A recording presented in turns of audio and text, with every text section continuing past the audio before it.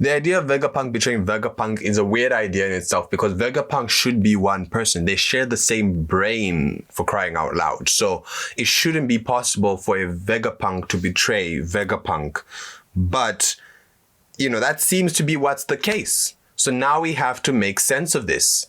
Now, what I'm going to talk about has some heavy spoilers from 1078. So if you haven't read or that yet, then this was your chance. Anyway, the idea that York betrayed everyone is confusing because, like I said, Vegapunk shares the same brain. How did no one see this coming? Moreover, it's a bit weird and annoying because I planned to have this video talking about all these things, and I was also going to go through a large part of it was going through the different Vegapunks and what I think about who it's more likely than who. But now that we know it's York, there's no point to that. So we were going to focus on the how in this video. And the how really revolves around one simple idea. But don't worry, it's not going to be some vague something that I'm going to talk about. I'm going to be a bit more specific. And I'll just start off by quickly going through some of the ideas I had in that video because some of them kind of feed into this it being York. And I knew it wasn't Lilith because Lilith has this kind of I do what I want, I do what I feel like, I just say it as I see it. She wants to fight, she'll fight. Okay guys, I just cut out some terrible wording I did, but basically Lilith is more like a straightforward person, despite being the evil Vegapunk. But like I was saying, back to the video, I knew it wasn't Lilith, and for at least Atlas seemed like a okay enough option. Shaka, okay enough. Edison and Pythagoras were interesting because they are robots who don't really have much personality. And so my idea, or at least with them when I was speculating, because I thought those two and York seemed pretty high up on my from what I was thinking. I was thinking more Pythagoras or Edison, but even York works as well. And for them, and for Pythagoras and Edison, it's because they didn't really have much personality. And I thought maybe that's a red herring over there, right? They don't have much personality, so it will make sense if it's them. But does it make sense if it's the ones that we saw? Then no. Maybe I thought that we were introduced to a fake version of them.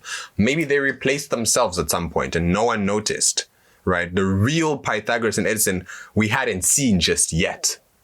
However, that's not the case. And how they would replace themselves, something we'll get into with York, because York seemed to replace herself with the petrification. So, yeah. But York makes sense as well. Now, of course, there's the general motive of Tenryubito-ness, but or Celestial Dragon.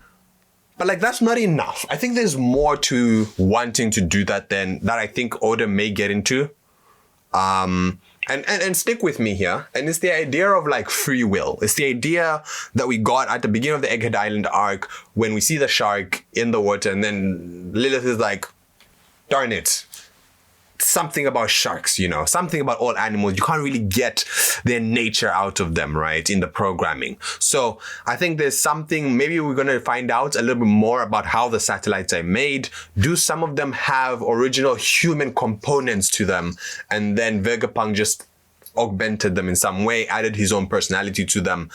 But then there is still the underlying nature of the person that made that version of Vegapunk. And now we're seeing that come into the story. Also, by the way, now, York seems to be reminding me of Big Mom for some reason. I think she's really massive. She has a large appetite. She's all about being greedy, following her desire. She is the desire Vegapunk. So giving me heavy Big Mom vibes, just in terms of super strength and super intelligence, which is a great segue into the next point, super intelligence.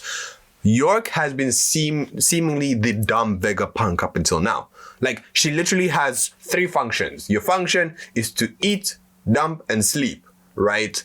But that doesn't make sense. We don't know exactly the science of how York is doing that on behalf of everyone else, but it seems quite unnecessary to build a whole person to do that. Couldn't you build a robot or some automated process that didn't really have to think?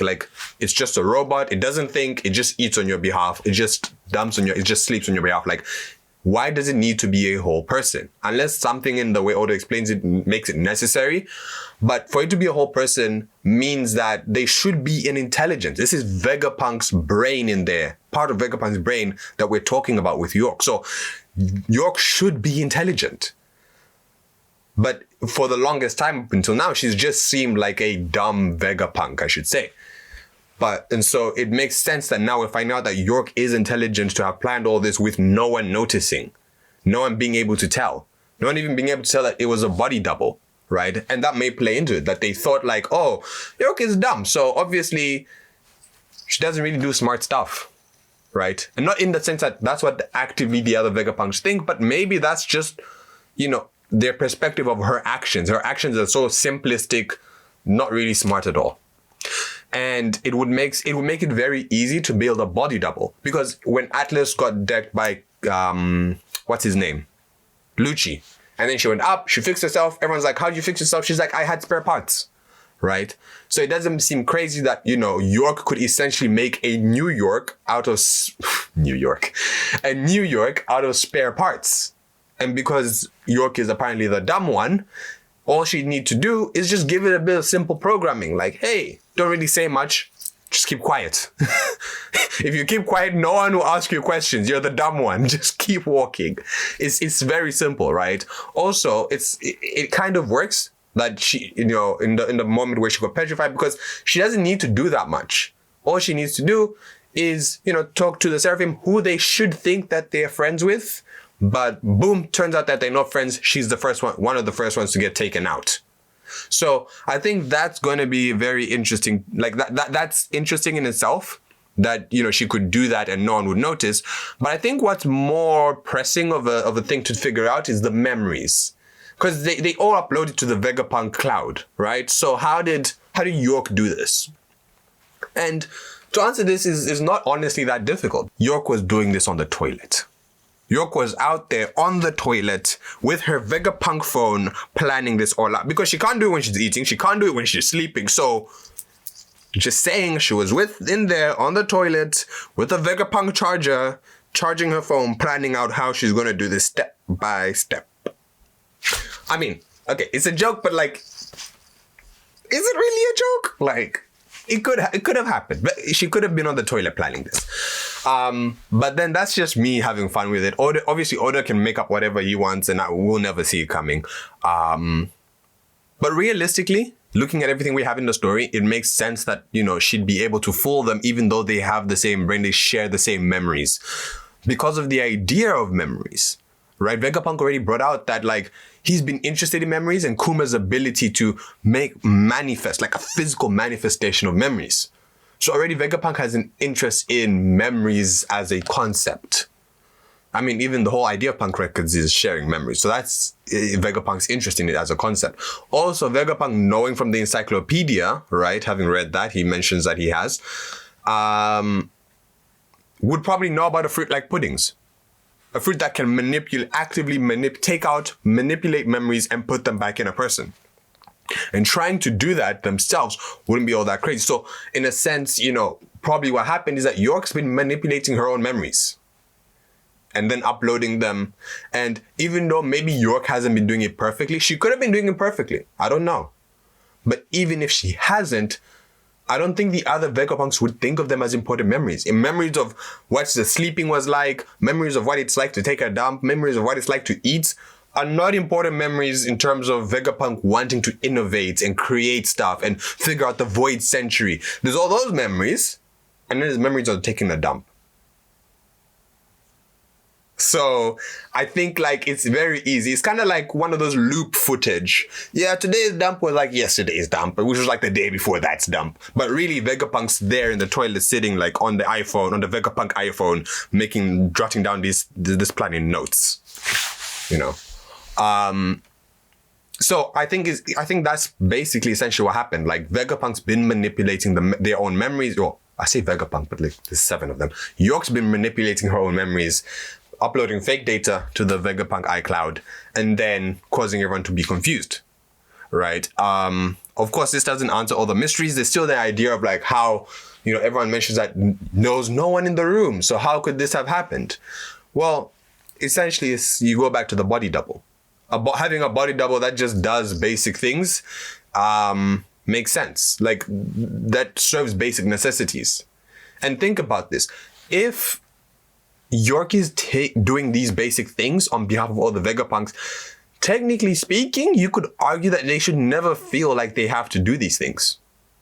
They should never feel like they need to sleep. They should never feel like they need to eat. They should never feel like they need to take a dump, because York is doing this on behalf of them. But when York is introduced because I forgot who it was, Pythagoras or Edison felt like they needed to do one of those things. And so called York to do it on their behalf. So was York a body double from then? The fact that these guys started to feel these urges, right? So York's been moving in secret behind the scenes with her giant body. How did no one notice, like, this giant person, like, don't be suspicious, don't be suspicious, don't be suspicious. Like, be suspicious, don't be suspicious, don't be suspicious, don't be suspicious. Okay, like, how did no one notice her, like walking around? But it also makes sense, because if you think York is in one place, but then she's sneaking around somewhere else, really, then you'd be like, well, no one should have been here, because, yeah, we were all this side. So, yeah. But yeah, that's kind of it for this video. But let me know what you think. What's something else that I probably would have missed? Is there like a hole in some of the stuff I've said?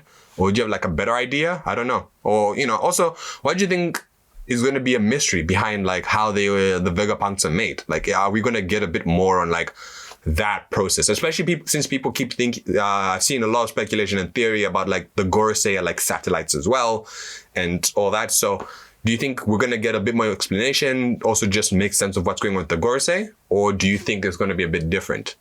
Also, do you think it kind of makes sense that York wants to be one of the celestial dragons and join the Gorosei?